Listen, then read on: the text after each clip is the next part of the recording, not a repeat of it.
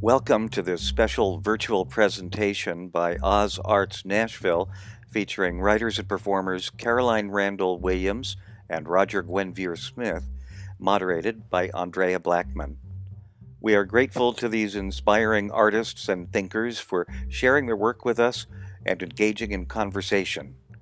Both Caroline and Roger often address issues related to civil rights and justice in their work from a contemporary and personal perspective, while also considering the political and historic context of these issues.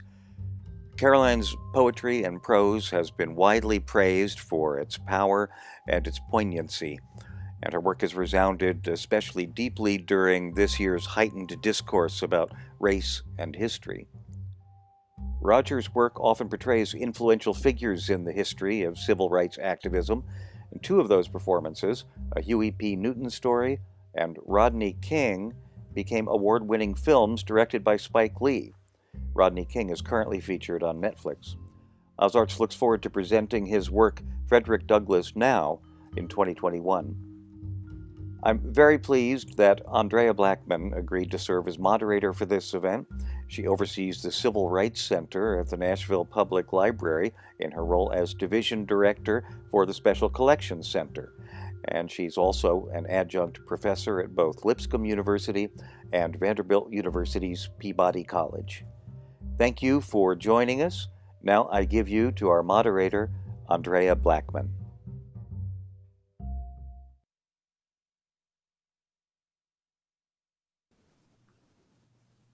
Hello, everyone. Welcome.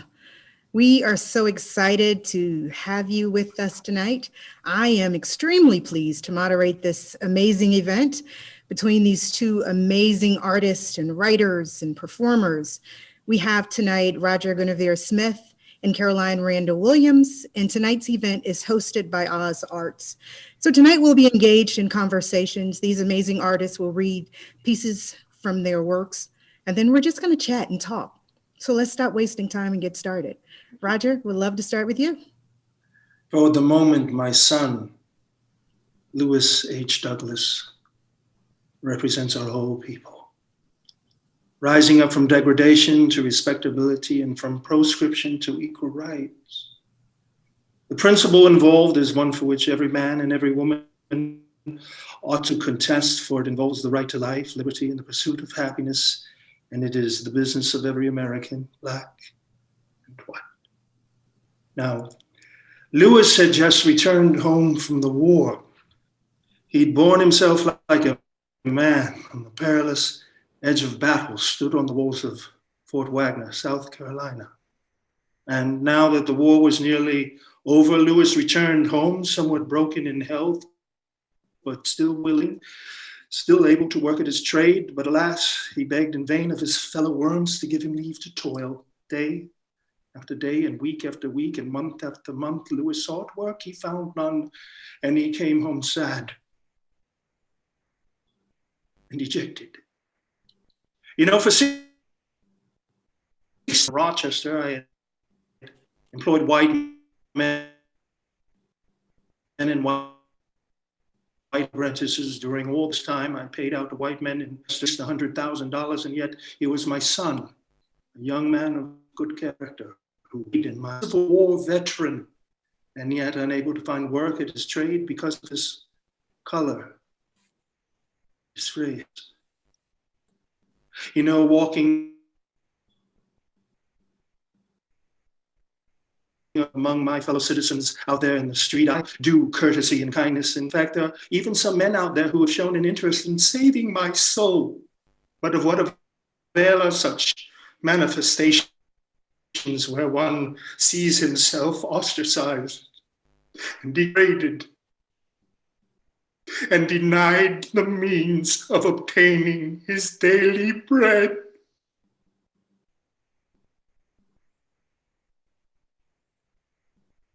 Frederick Douglass.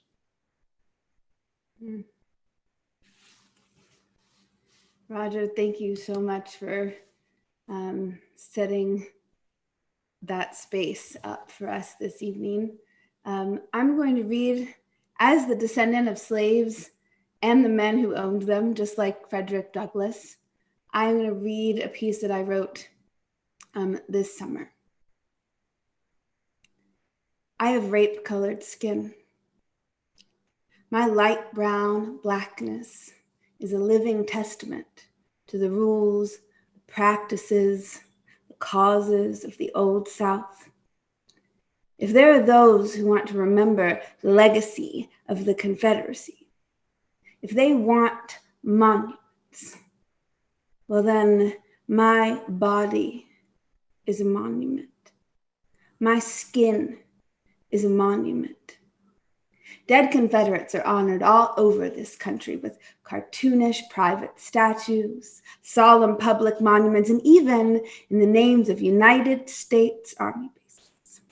It fortifies and heartens me to witness the protests against this practice and the growing clamor from serious, nonpartisan public servants to redress it.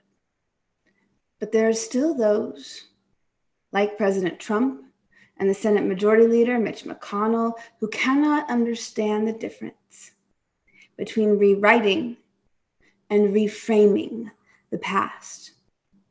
I say it is not a matter of airbrushing history, but of adding a new perspective. I am a Black Southern woman, and of my immediate white male ancestors, all of them were rapists. According to the rule of hypodescent, the social and legal practice of assigning a genetically mixed race person to the race with less social power, I am the daughter of 2 Black people, the granddaughter of 4 Black people, the great-granddaughter of 8 Black people.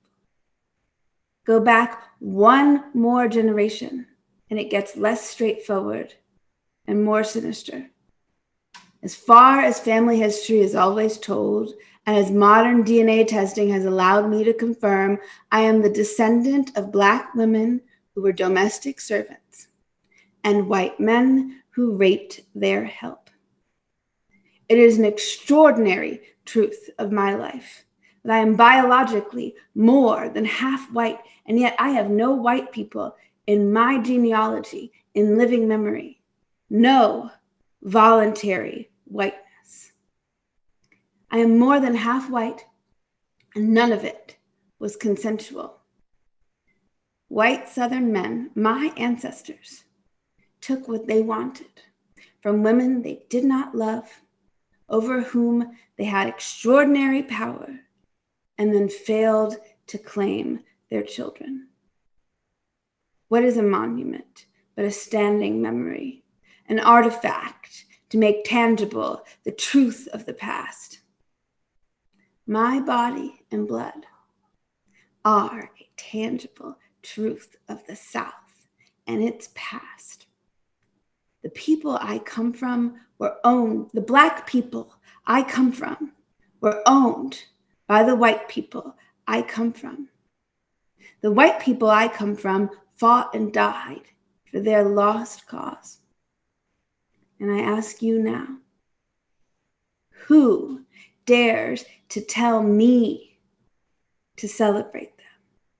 Who dares to ask me to accept their mounted pedestals? You cannot dismiss me as someone who doesn't understand. You cannot say it wasn't my family members who fought and died. My Blackness doesn't put me on the other side of anything. It puts me squarely at the heart of the debate. I don't just come from the South. I come from Confederates. I've got rebel gray blue blood coursing my veins. My great-grandfather Will was raised with the knowledge that Edmund Pettus was his father. Pettus, the storied Confederate general, the grand dragon of the Ku Klux Klan, the man for whom Selma's Bloody Sunday Bridge is named. So I am not an outsider who makes these demands. I am a great-great-granddaughter. And here I'm called to say that there is much about the South that is precious to me. I do my best teaching and writing here. There is, however, a peculiar model of Southern pride that must now, at long last, be reckoned with. This is not an ignorant pride, but a defiant one. It is a pride that says, our history is rich, our causes are justified, our ancestors lie beyond reproach. It is a pining for greatness, if you will. A wish again for a certain kind of American memory, a monument-worthy memory. But here's the thing. Our ancestors don't deserve your unconditional pride. Yes, I am proud of every one of my Black ancestors who survived slavery. They earned that pride by any decent person's reckoning. But I am not proud of the white ancestors whom I know by virtue of my very existence to be bad actors. Among the apologists for the Southern cause and for its monuments, there are those who dismiss the hardships of the past. They imagine a world of benevolent masters and speak with misty eyes of gentility and honor and the land. They deny plantation rape, or explain it away, or question the degree of frequency with which it occurred. To those people, it is my privilege to say, I am proof.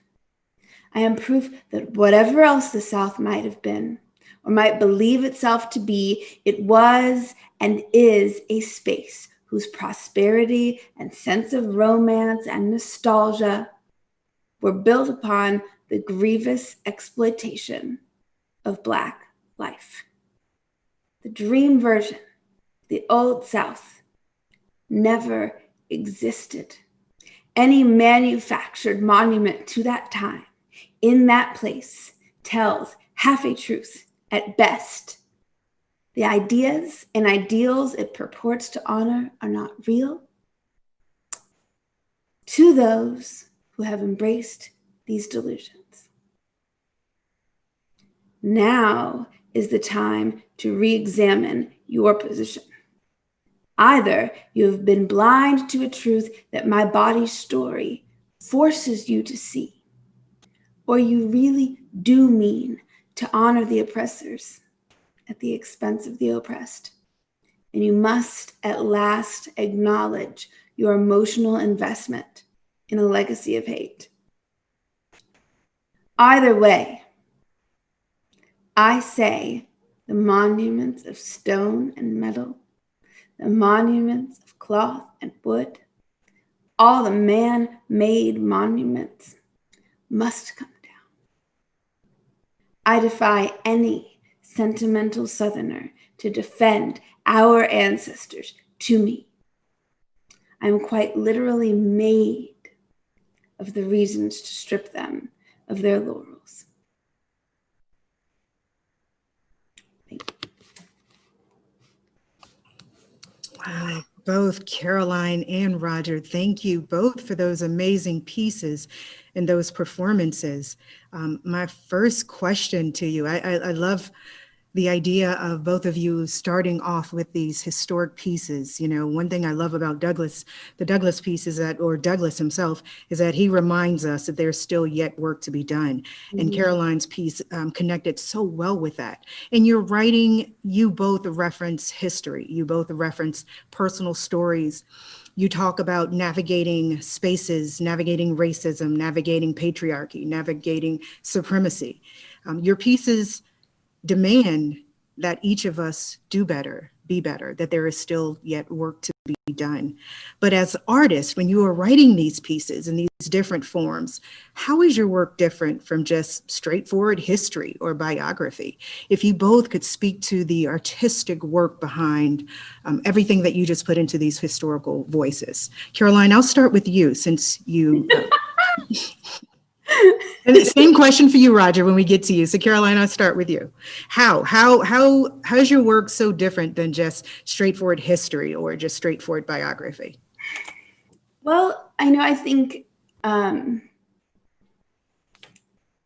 in order to do the reframing that makes straightforward history tell a complete picture, we have to tell the human stories that were left out of it, right? And so to me, it differs from straightforward history because the whole point of why I'm doing this work in this space is because our story's been left out. You know, the books have abandoned their obligation to tell a complete picture of the truth. And so in order to connect people to the truth, to like draw them into conversations about redressing the canon or re-examining what we know, we have to engage with their empathy, right? We have to engage with their empathy. We have to pull back something of ourselves and reveal something that feels true and connected in spirit to somebody else's truth. And then that's what brings people to the table to talk about, you know, where the history books have failed, I think. And so that to me is where, you know, that's where it differs from history. And then also, you know, any memoirist will tell you sometimes two people become one for the sake of the narrative in ways that, but you have to just make sure that it's deeply true, even if the facts are a little bit hybridized or fused. But thank you. Roger, same question for you, particularly because I've seen you like perform Douglas in a leather jacket. So this idea of bringing history and biography, making it different than normal, or what we previously have known as just traditional straightforward history. Same question. Well, I agree.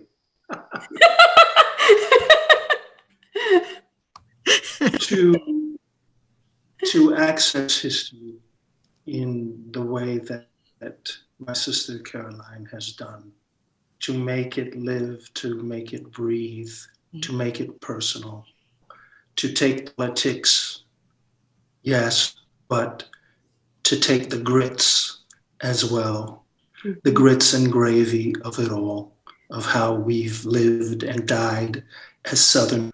I'm first generation out of the South. My mom was from Charleston, South Carolina. My father from Portsmouth, Virginia. Urban, coastal, South, that's me. Give me some shrimp, some okra, and I'm good. And that is what our history is and continues to be as we make day by day, we're making history. You see, we're tearing down these monuments and we're uplifting the monuments, if only in our mind. Harriet Tubman done been on the $20 bill, child. We done put Mahalia Jackson up. We done ripped down Andrew Jackson. That happened a long time ago. Don't you know? In Charleston, South Carolina, you know why they see Calhoun up high on Calhoun Street. You know why? Because Black people, when he was sitting down low, they came and put, you know, the defecation on his lap. So they had to put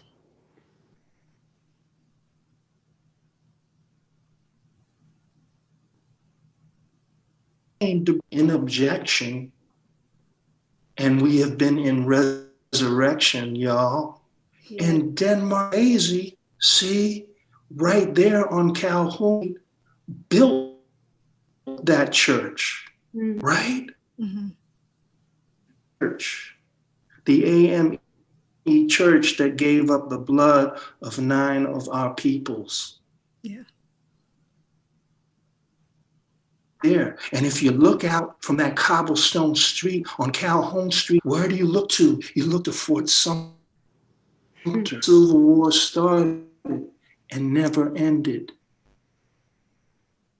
And when Denmark Vesey in 1822 was hanged because he tried to get some other Black people freed, because see, he hit the numbers. right? And he got the money that he got from the numbers and bought his freedom, but that wasn't enough because he had to get some other people free. Mm-hmm. So he said, oh, we're going to do this thing. But they got found out, and they burned down that church. But then his son came and rebuilt the church. And then the church got knocked down by an earthquake, and they rebuilt it again. And then a boy rolled up in there and prayed with those people, and he shot them down dead in cold blood, including the pastor, who was named after Roberto Clemente Pinckney. He was a state representative and a pastor. And Roberto, black Puerto Rican ball player, who was not just a ball player, who gave his life, who went down on New Year's Eve, packing up, played, going to Nicaragua, being surface, the history which we access. If there is no struggle, there is no progress. That was the rap of Brother Frederick Douglass. Thank you. Thank you both. Thank you both for that. And Caroline, I think you said these are the reframing of these truths. And Roger, I love the idea. You said that we've already been here. We've already done this. The revolution has already happened. Thank you both. I'm excited to see what you read next for your next performance. Caroline, I would love to start with you.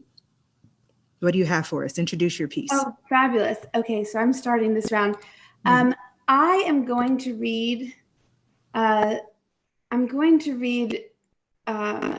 poem. I'm going to read two quick ones.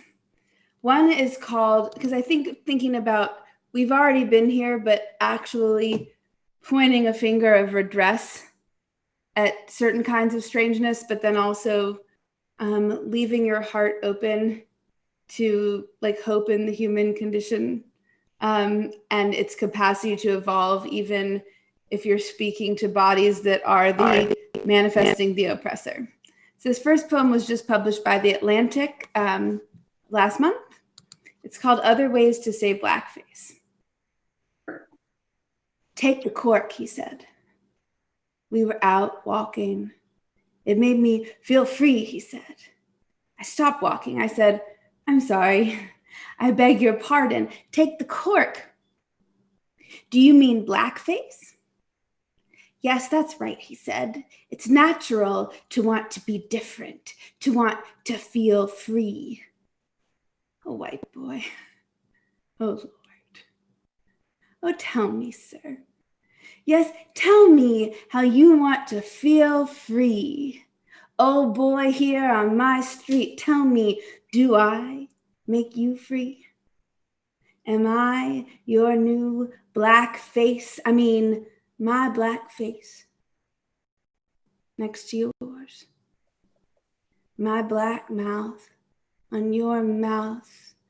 Does that free you from your trim white body like that cork do? Am I just your little thick, black, sweet cork screw? You know how it works, he said. After your parents have opened the bottle of wine, take one and burn the bottom.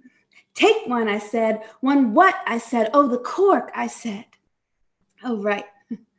Oh, white boy. Oh, Lord.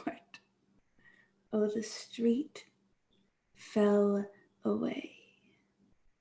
I'd let you put your hands on my body in both of our wanting. And now you say blackface, and you say free, and you say natural, and you look at me and you say free again, and burn the bottom. And before I can conjure your young white hands with a match-burned cork, smudging your face till it feels black and free, I am afraid of how much you don't know. And I am afraid of how much I can stand. Oh, white boy. Oh, Lord. Oh, take your cork. Put it back in the bottle. Yes, stop up everything left of that strange nostalgia. Stop looking to feel free in my skin. Give it back to me. Without the burn, without the cork, my skin looks to you like the freedom your skin is. So now this other poem is called Sestina for the Boys on the Hill. And if you're from Nashville, you know who I'm talking about. If you're not from Nashville, I taught at a mostly white, all boys private school in Nashville. And I love my students, but I had some complicated feelings sometimes about serving in that space. And so I wrote a poem about it to process things. Every afternoon, the boys storm the room, ravenous, claim a window, each to each, press the glass open, and spit. At first, I tried to stop them, these young guns. How could I? I could not trust or believe in their joy. How could spitting alone shrug the world's weight? A defeat by degrees. Wait for it, Miss Williams. You'll see. And the boys lean their heads out, spit. And because my joy came so much from them, I loved the window for its clean fun, not girls or games or guns, just young men and gravity and spit. Thinking more, though, on white spit. I feel history tremble through me, her weight asking, where's it been aimed, girl? At whom? With guns? And her hand, her mouth, my mouth. Boys, I say, sit down. I reach, shut the window, and we divide my joy from their joy. My past sense, she fractures joy. She fears young white men in the South who spit for fun. She knows a brick through a window was good sport once, too. Wonders, would the weight of your spit have been aimed at girls and boys walking black to school, facing dogs and guns? I've never loaded a gun or opened a window to spit for joy. I have been an object to men and to boys, a brown body made for whistles and spit. That's the thought behind the gaze. As my weight swings my hips, makes me a frame, a window. History, viewed through my window, reframes herself, asks hard questions of guns wielded for sport, for the weight of felled game. When men bear arms to find joy, it costs them things. Still, careless, like spitting, they pull back, let loose, please their inner boy. At my room's window, I see death stalk joy, imagining guns, my kids polished with spit. But hope says, wait, make good men from these boys.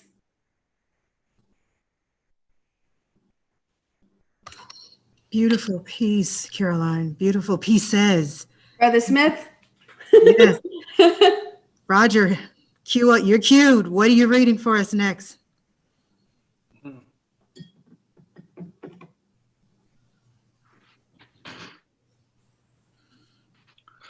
I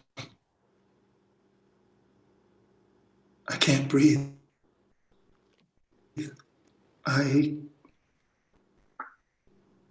have my ID right here.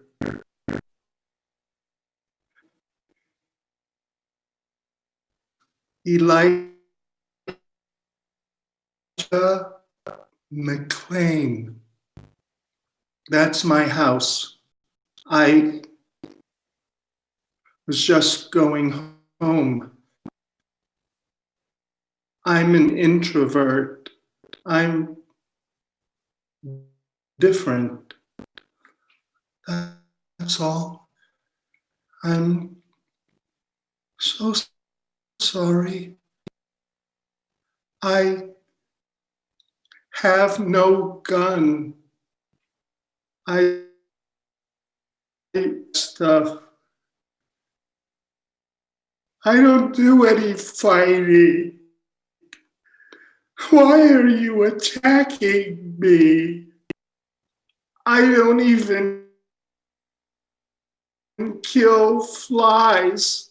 I don't eat meat, but I don't judge people who do eat meat. Forgive me. I will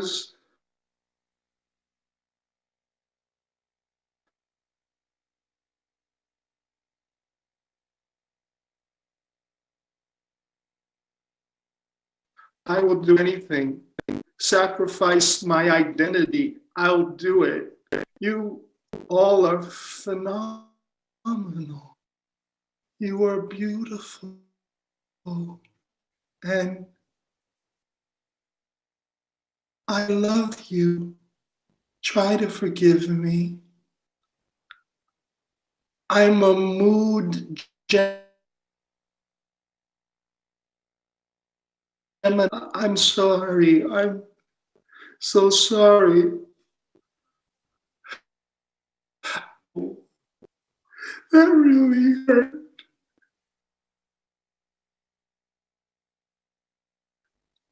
You all are very strong. Teamwork makes the dream work. Oh, I'm sorry. I didn't mean to do that. I can't breathe correctly. I can't fix myself. I'm an introvert. My name is Elijah McClay.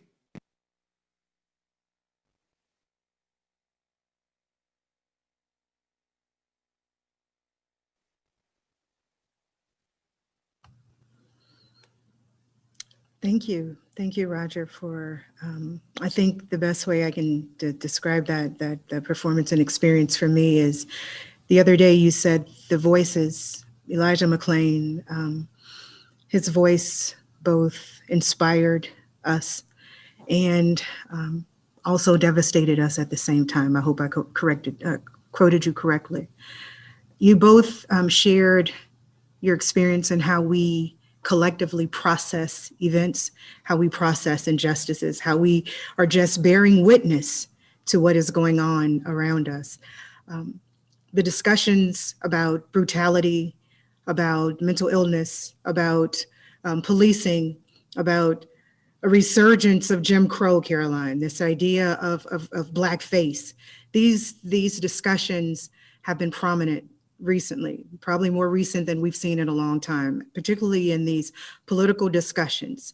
You know, this year we might say that they've been more intense and volatile than we've seen for a very long time. And both of you, your pieces just reflected that hostility and that volatile spaces that we each occupy.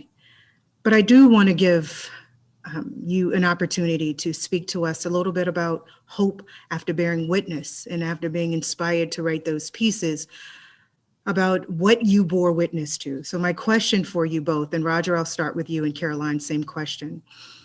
Do you have hopes about what the impact of this year might be on our understanding of history and how it relates to the immediacy of our lives? Where are we finding the hope, and what is that hope? Well, the hope is that continue to be connected with the ancestors. Yes. Helen Guenveur Smith, and spent 3 years in Nashville where she would do dentistry at Meharry. And when I first heard that I would come to Nashville and do something, I said, yes, I must go to Nashville, Mark Murphy, because my mother was in Nashville, and I will eat at restaurants in Nashville, which my mom was never allowed to eat in. And I'm still looking forward to doing that. I'm still looking forward to going into that converted tobacco factory that was built on Cherokee land, a great song by Dizzy Gillespie. This is the hope in which I think we continue to be engaged, the hope of a past which has been sacrificed that we might have a future. Ah, the Pettus Bridge, indeed. Thank you. Caroline, same question. Where's our hope? Ancestors, what else?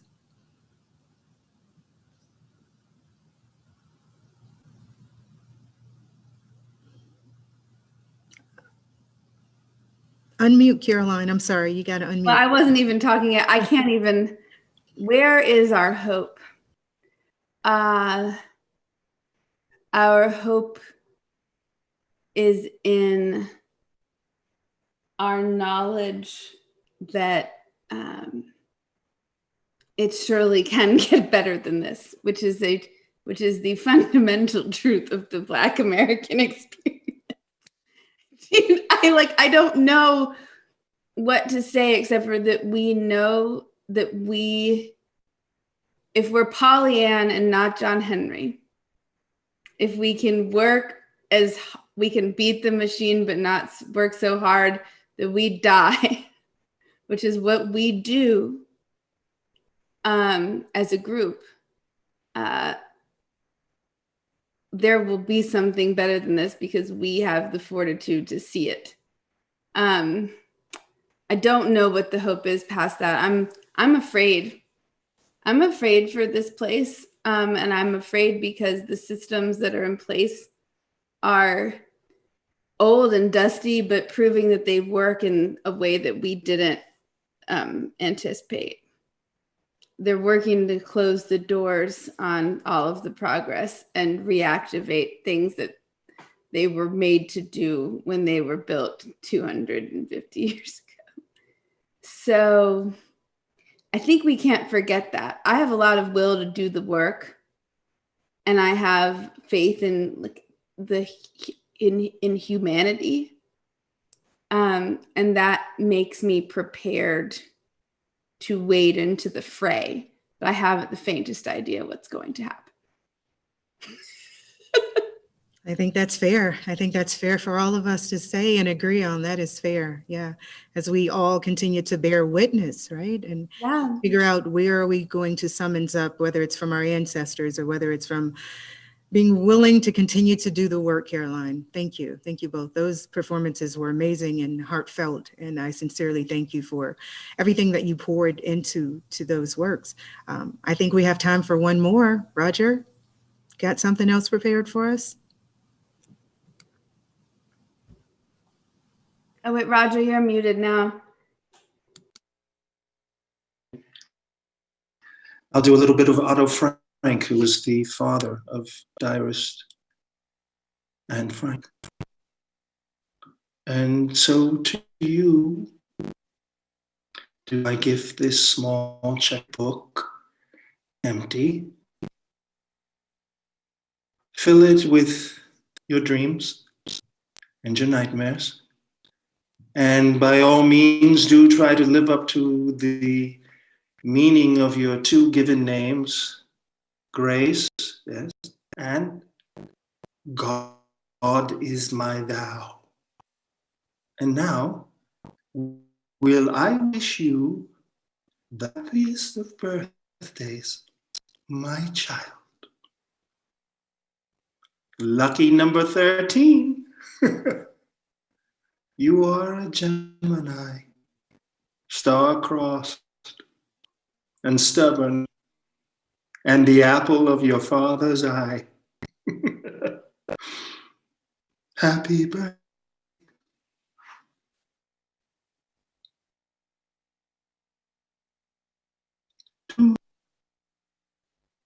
Happy birthday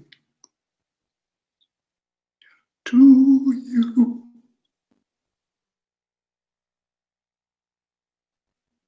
Happy birthday,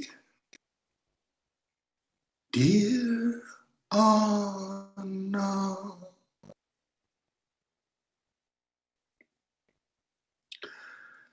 Happy birthday to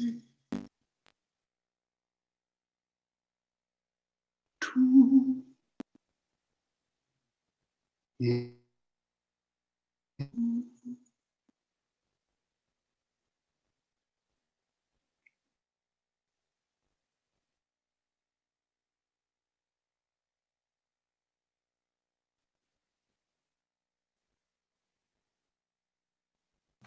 Thank you. Thank you for sharing Otto Frank, a piece of Otto Frank with us.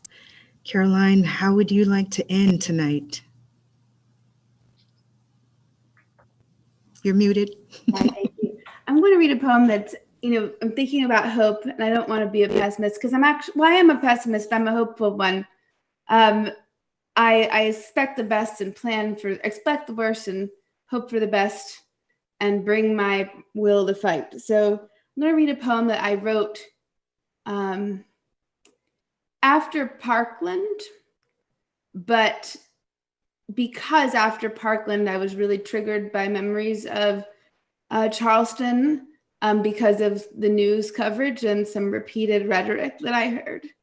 And I'm going to say that I wrote, and for the first time, I'm going to say this poem is not only an indictment, but a wish, a hopeful wish for the future that it's true for everyone.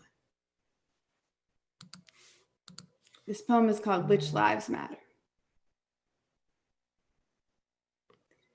They found the shooter and arrested him without incident. They found the shooter and arrested him without incident. They found the shooter and arrested him. Without incident, they found the shooter and arrested him without incident.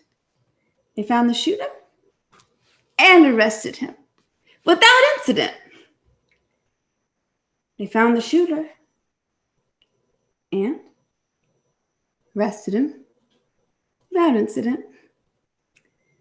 They found the shooter and arrested him without incident. They found the shooter and arrested him without incident, and arrested him without incident, and arrested him without incident.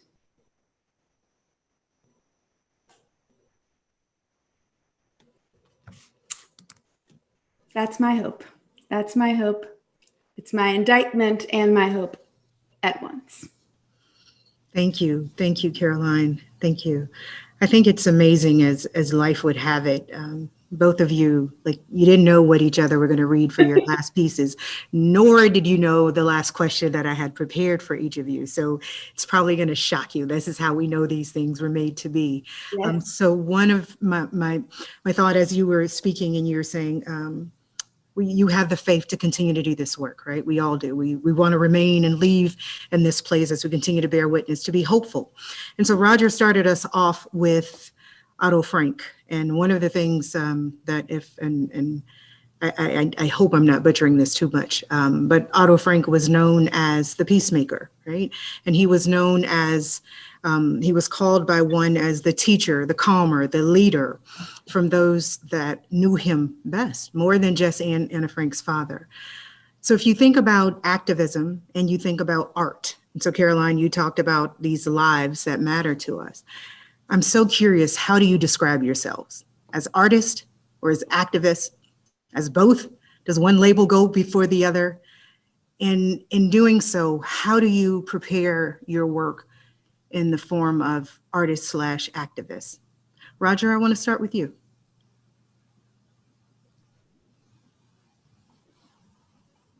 I'd like to think of myself as a citizen who tries to engage in citizenship in the best way that I possibly know. My grandmother, my mother's father, was a master plumber in Charleston, South Carolina, and I wish that I had apprenticed with him because I would have saved a lot of money in plumbers. But I never learned how to fix plumbing. I've been about the business of fixing human emotion. And if I can do that while expressing my citizenship to the fullest measure, then I think that I am upholding the sacrifices that were made by my parents, my grandparents, my grandparents, all the way through. And this is how I would like to be viewed as part of this great tribe of people who have, since 1492, been struggling in this hemisphere to right the wrong and bring truth to power.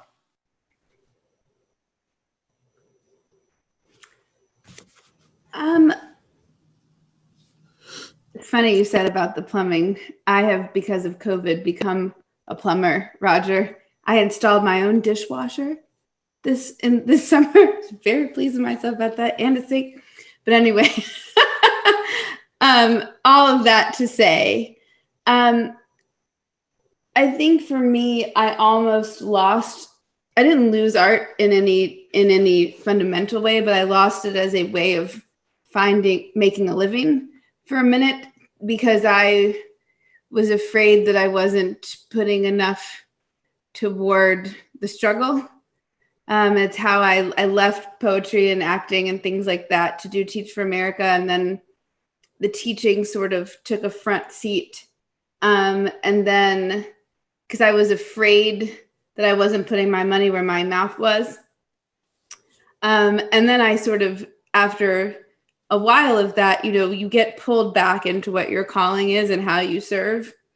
And, when I started letting myself do the writing and the getting back on stage and the speaking the truth through art and on the page, I realized I was doing so much more work, and I was also, my students were more invested. And I felt, and my message was being more broadly shared. So I think the activist in me is a performer. That's her gift that she brings. But I realized when I was trying to make a decision that if I had to give up one, I'd give up the art, but I wouldn't be serving the cause as well. But if you told me I had to give up the art and be a nurse for the cause, I would. Because the cause is the thing. Like, we didn't make it across. We come from people that survived the Middle Passage. Like, well, I don't have that blood in my body to not do all the work. That's sort of that blood's in my body for a reason. And I have to do right by it, because I don't know about y'all, but I feel the ancestors. Like, I don't just invoke them. Like, they're like in my presence, in my space. Like, I have to do right by them every moment. So I feel that urgently. That's a perfect way for us to wrap up. This has been such an amazing conversation. It has been a joy for me to just sit and bear witness to the two of you walk in your talent and allow the ancestors to come and be with us and join us in these conversations. So Roger, I sincerely thank you for your time and your talent.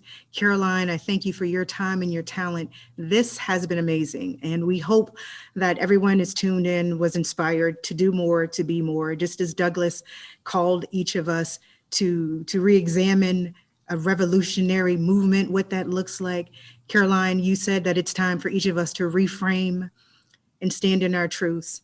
And so on behalf of Oz Arts, I thank you both for joining us tonight. This has been amazing. Good night, everyone.